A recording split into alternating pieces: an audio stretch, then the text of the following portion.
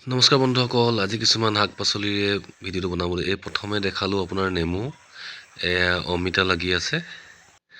তাৰপিছত এইবাৰ জলকীয়া গছ, এইবোৰ লেতেৰা লেতেৰা দেখিছে যে সেইবিলাক হৈছে ফুটছাই দি দিছিলোঁ অকণমান বেমাৰ নিচিনা ধৰাৰ কাৰণে। আৰু এইজোপা হৈছে তিতা কেৰেলা লাগি আছে। তাৰপিছত এইবোৰ ৰঙালাও দিছোঁ, ৰঙালাও এতিয়ালৈকে লগা নাই কিন্তু আগ খাবলৈ হৈছে। এইবোৰ টাবত দিছোঁ, ধনিয়া ওলাইছে আৰু এইবোৰ কিবা কিবি আছে ফুল চুল।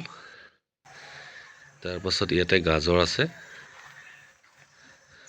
আৰু ইয়াতে লফা,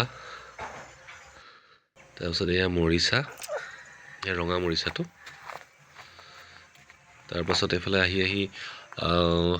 এয়া ফ্ৰেঞ্চবিন আনিছিলোঁ আপোনাৰ পাছত জোপোহা বুলি আনিছিলোঁ, পাছত লতা হৈ গ'ল।